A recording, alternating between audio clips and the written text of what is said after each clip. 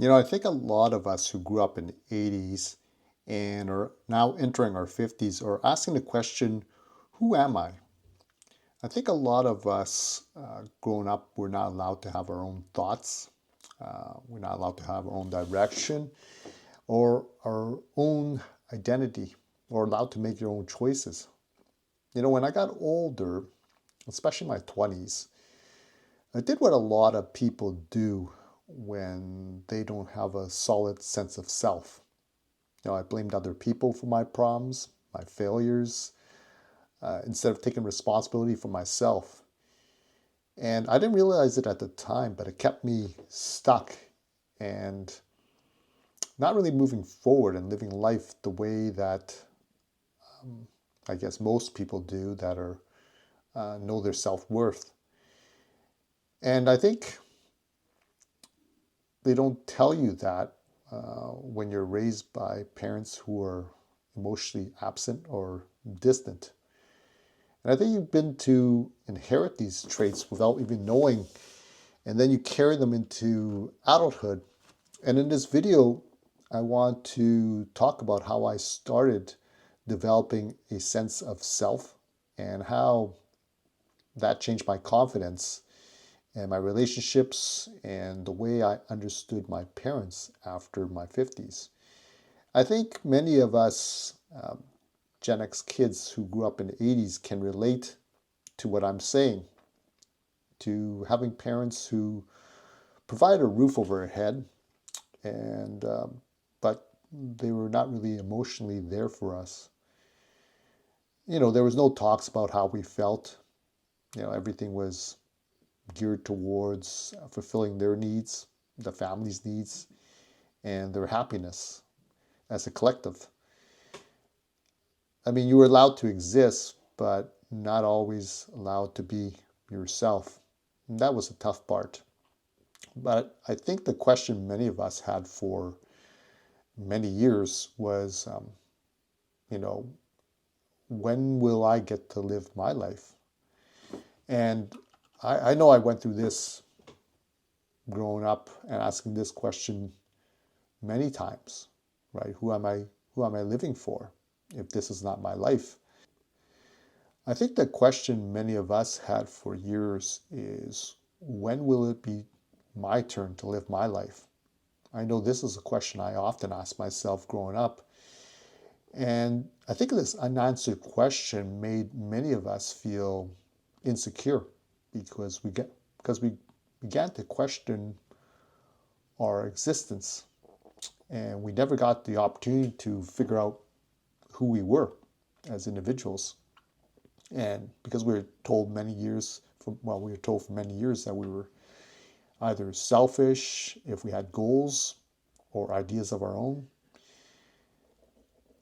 And I believe that when you don't have that sense of self, you begin to pretend to be confident, but inside you're scared um, that people would judge you if they did not like you, or um, put thoughts in your head that you were less of a human being because you didn't meet their expectations. And the criticism that one would receive, from others, it would cut that much deeper. And I noticed that for myself. I often became very defensive when people objected to my opinions. I also felt that for myself, I think a lot of people can relate that other people's successes uh, upset would upset me because it reminded me of how far behind I was. And I felt that in my 20s when things weren't going according to plan, and it felt like everyone else was getting ahead except for me. And I think it's easy to, when you're feeling that way, to blame others and, blame your parents, blame your childhood, blame your friends.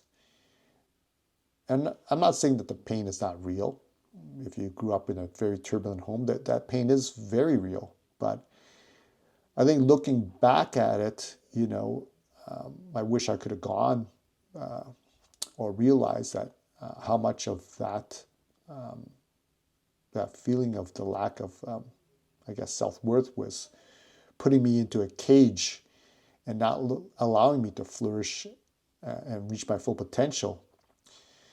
And I think also when I look back at it, blaming really became a habit, and you get stuck in this vicious cycle, and then you start attracting people and friends who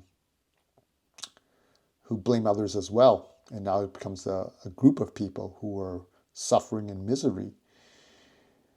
But that all changed when I started taking ownership. And it started with actually turning around when I started taking jiu-jitsu and I started studying it, because I stopped letting other people's judgment validate my existence. And the funny thing about jiu-jitsu is, you're forced to look in the mirror every day, because when you're stuck on the bottom and they're choking you or punching you, you don't have much of a choice.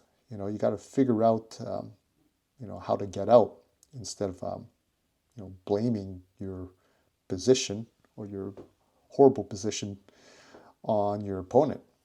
So I think jiu-jitsu was really key in showing me and teaching me how to accept responsibility. And remember, having a sense of self is not the same as having a big ego, because you know your value, and when you know your value, you're not compromising on that.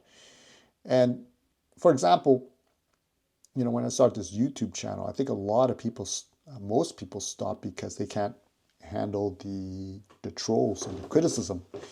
And I get trolls coming in all the time in my comments section. I just kind of laugh, because to think that they actually have any effect on me, it doesn't, because I can care less. And one of the things that I learned, especially in public speaking, is not everyone's going to love you or like you. And you have to think back to someone like a big icon like Muhammad Ali, right? He's loved by so many around the world, but he's also not well liked by a lot of people. So I realized that, you cannot satisfy everybody, right? But the thing about Ali is some people say he's egotistical, but really in reality, I believe he just knew who he was as a person, and he was comfortable with it, whether you liked him or not. And you don't have to convince everybody, right? And that's one big lesson I learned the past few decades as I was going through this journey. So I realized that later on in life, I didn't need my parents to define me. And, once I developed a sense of self, or once you develop a sense of self, it'll allow you to understand why your parents acted the way they did. And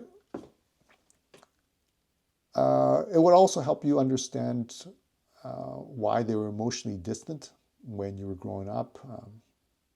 And you'll be able to see them in a different light. You'll be able to see them that they had limitations. And those limitations don't have to become a part of your identity. And I think many people think that when you were younger, that you should know who you are. But many of us struggled to find our true selves. And I think turning 50, at least for me, made me realize that it's not too late to discover who you are.